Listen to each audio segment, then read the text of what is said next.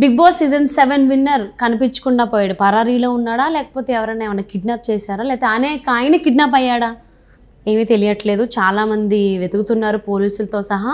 పోలీసులు అయితే 3 బృందాలుగా విడిపోయి కూడా ఆయన్ని వెతుకుతున్నట్టుగా తెలుస్తోంది. మరి ఈ అంశానికి సంబంధించి మనతో మాట్లాడడానికి ఈరోజు మనతో పాటు ఉన్నారు ఫిల్మ్ క్రిటిక్ విజ్ఞాన్ దాస్ని ఉన్నారు. వారితో మాట్లాడదాం. హాయ్.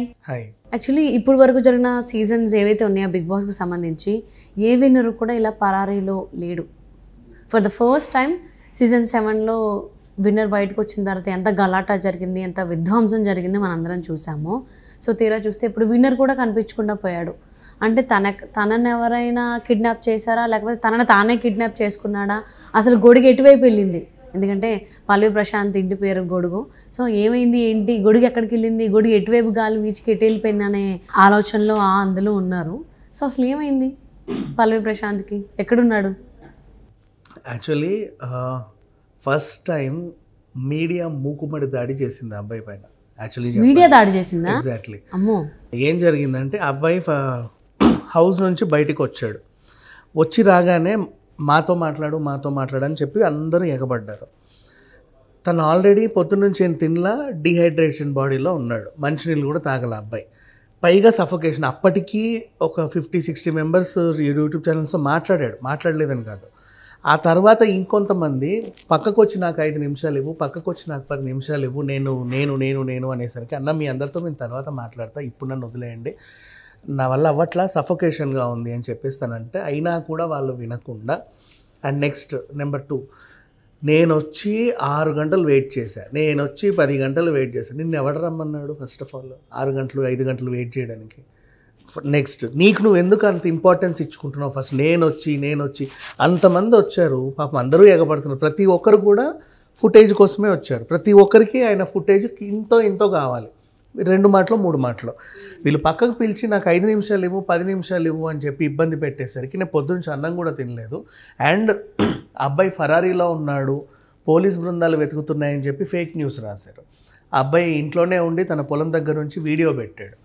ఆయన ఏం పెట్టాడు నిన్న, తను పెట్టిన పల్లవి ప్రశాంత్ పెట్టిన వీడియో ఏంటి అన్న, నేను బయటకు వచ్చిన తర్వాత ఇలా జరిగింది. అండ్ నెక్స్ట్, నన్ను బిగ్ బాస్ యాజమాన్యం అన్నపూర్ణ వాళ్ళు వేరే దారి నుంచి పోలీసులు వీళ్ళంతా వేరే దారి నుంచి వెళ్ళిపోమని చెప్పి నేను వేరే దారి నుంచే వెళ్ళా. అది మళ్ళీ తిరిగి ఇటే వచ్చింది. వీళ్ళు బ్యాక్ గేట్ నుంచి అటు వెళ్ళా, అది మళ్ళీ తిరిగి ఇక్కడికే వచ్చింది. అదంతా ఒకటే రౌండ్, అటు లేదు, అటు 1 వే, అటు వెళ్ళలేడు, మళ్ళీ తిరిగి ఇటే వచ్చింది అది. ఆ తర్వాత ఇక్కడికి తనకు తెలియదు ఆ రూట్ అట్లా వస్తుందని. అంటే ఎటు చూసినా జనాలు ఉన్నారు, ఎటు వెళ్తున్నామో తెలియట్లా. కానీ మొత్తానికి ఇంటికైతే వెళ్ళాలి అక్కడి నుంచి ఓవరాల్గా. అండ్ ఇంకా తన పేరెంట్స్ని కలవాల, ఫ్రెండ్స్ని కలవాల, ఎవరిని కలవాల, మొత్తం జనాలందరి మీద పడుతున్నా. ఎవరు ఫ్యానో తెలియదు, ఎవరు బయటోడో తెలియదు, ఎవడు ఏంటో తెలియదు, ఎవడు గొడవ పెట్టడానికి వచ్చాడో తెలియదు, నథింగ్ హీ నోస్. సడన్గా బయటికి వచ్చేసరికి అంత అభిమానం చూశాడు. తనకు తెలియదు అంతమంది తనకు మద్దతు పలుకుతున్నారు అన్న విషయం కూడా తనకు తెలియదు. మద్దతు పలకబట్టే కదా విన్నర్ అయ్యాడు. ఎగ్జాక్ట్లీ. బట్ అంత సమూహం అట్లా వస్తుందని ఎవరు ఎక్స్పెక్ట్ చేయరు. ఫస్ట్ ఆఫ్ ఆల్ ఎందుకు చేయరు? ఇది ఫస్ట్ సీజన్ కాదు కదా విజ్ఞాన్ గారు, this is the 7th season. ఎన్ని సీజన్స్ అయినప్పటికీ కూడా ఇంత లెవెల్లో అభిమానులు వస్తారని తను ఎక్స్పెక్ట్ చేయలే. ఇంత లెవెల్లో అభిమానులు వచ్చింది అప్పుడెప్పుడో సీజన్ 2కి కౌశల్కి, తర్వాత ఇప్పుడే ఎన్ని సీజన్స్లో ఎప్పుడు ఇప్పుడు బిందు మాధవ్ విన్ అయింది, అంతమంది జనాలు వచ్చారా అక్కడికి వచ్చి? అది ఓటీటీ కదా. Exactly. What ever it is. Even Rahul simply వచ్చినప్పుడు కూడా అంత జనాలు రాలా, గొడవలు చేసే జనాలు రాలా. చాలా సింపుల్గా వచ్చి ఆయన క్యాన్వైలో హాయ్ చెప్పుకుంటూ వెళ్ళిపోయారు. సో ఇవన్నీ ఇలాగే జరిగాయి. ఎలిమినేషన్ ఊరేగింపులు అవుతాయి కదా, బయటికి రాగానే దండేసి డబ్బులు కొట్టుకుంటూ పట్టుకెళ్తారు చూడు, అంత క్యాజువల్గానే అయింది తప్ప ఒక పల్లవి ప్రశాంత్కి మాత్రమే ఇంతకు ముందే ఫుల్ మాస్ క్రౌడ్ వచ్చింది. పైగా వాళ్ళందరూ వీడియోలు పెడుతున్నారు, ఇంకా విధ్వంసాలు జరుగుతున్నాయి, తన వల్ల ఎవరెవరో కొట్లాడుకుంటున్నారు.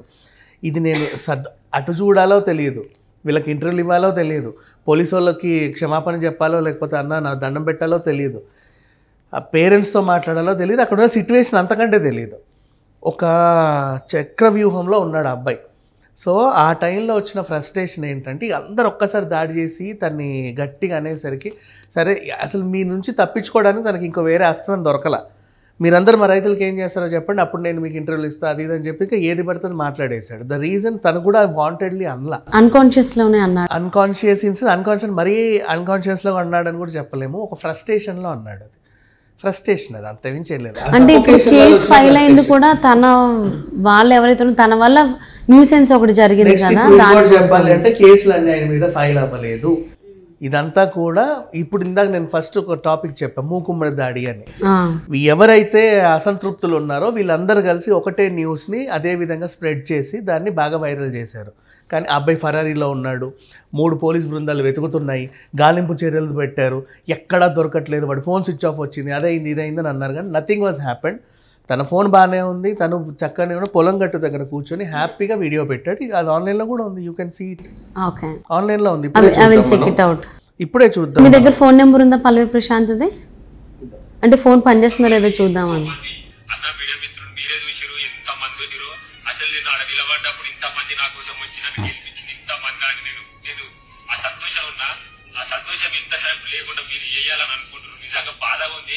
ఏడదామంటే ఇట్లా ఇది నెగటివ్ చేస్తారని నాకు భయం అవుతుంది. ఎందుకంటే ఒక 60-70 ఛానల్ రావచ్చు, యూట్యూబ్ ఛానల్, ఒక 1000 మంది వచ్చారు పక్కూరికి వెళ్ళి కానీ 2 రాష్ట్రాలకి వెళ్ళి కానీ అక్కడ తర్వాత రాష్ట్రాలకి వెళ్ళి కానీ చాలా మంది వచ్చారు. అంతమంది నా కోసం ఇంత రాత్రి వచ్చారని ప్రతి ఒక్కరికి ఫోటో ఇచ్చిన, నాకు వీలైనంత మందం అందరికి నేను వీడియో ఇచ్చిన. నేను అన్నం తినలేదు, నాకు ఆయన తెలియదు అని అన్నం తినలేదు పోతే కొంతమంది వచ్చి వాళ్ళు మీరే అన్న మీడియా మిత్రులు, మీరే నాకు 5 నిమిషాలు 10 నిమిషాలు నేను ఇట్లా మనిషినే కదా అన్న, నేను అప్పుడు ఇట్లా అన్న నేను మనిషినన్న, నేను తినాలన్న, నాకు అయితే లేదు, నాకు ఓపిక అంటే నానా మాటలు మీరే అన్న. ఫస్ట్ నుంచి పెట్టలే, సగం నుంచి పెట్టి ఫరారీలో ఉన్న మనిషి తన పొలం మీద కూర్చొని ఇంట్లో దర్జా కాలు మీద కాలేసుకొని మాట్లాడుతున్నారు. మీరు ఫేక్ న్యూస్ స్ప్రెడ్ అయిందని దానికి ఇంతకింత సాక్ష్యం ఏముంది? ఎవరైతే అసంతృప్తులు ఉన్నారో వీళ్ళందరూ ఒక మాట అనుకొని అతను వెళ్ళిపోయాడు. పోలీసులు మొత్తం సిఆర్పిఎఫ్ బలగాలు హెలికాప్టర్లు వచ్చి ఇక కాల్చివేతే ఆ రేంజ్లో అసలు అట్లా రాశారు. పెట్టిన తర్వాత కూడా పరారీలోకి వెళ్ళొచ్చు కదా, వెళ్ళరు అనడానికి ఛాన్సెస్ లేవు కదా. Next this is a day time, the next day when he was in the house, ఈరోజు 3rd డే. నిన్నగాక మొన్నగా బయటకు వచ్చింది, రాత్రి వెళ్ళిపోయాడు. నెక్స్ట్ డే ఇదంతా డే లైట్లోనే తను తీసాడు. మరి ఇంకేంటి, ఇంకా అంతకు మించిన ప్రూఫ్ ఏంటి? పోనా డే లైట్ని కూడా ఏమన్నా సృష్టిస్తారా, లేకపోతే ఏఐ టెక్నాలజీ వాడాడా? Nothing was happened.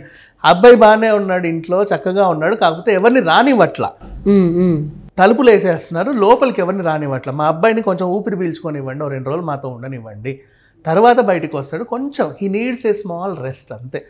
ఆ రెస్ట్ కూడా తనకి ఇవ్వకుండా వీళ్ళు ఇంకో సిచ్యువేషన్ చెప్పనా, సేమ్ సిచ్యువేషన్. మనము బర్రెలక గురించి మాట్లాడుకుంటే పోలింగ్ వేసిన తర్వాత ఆమె కూడా కనబడలా.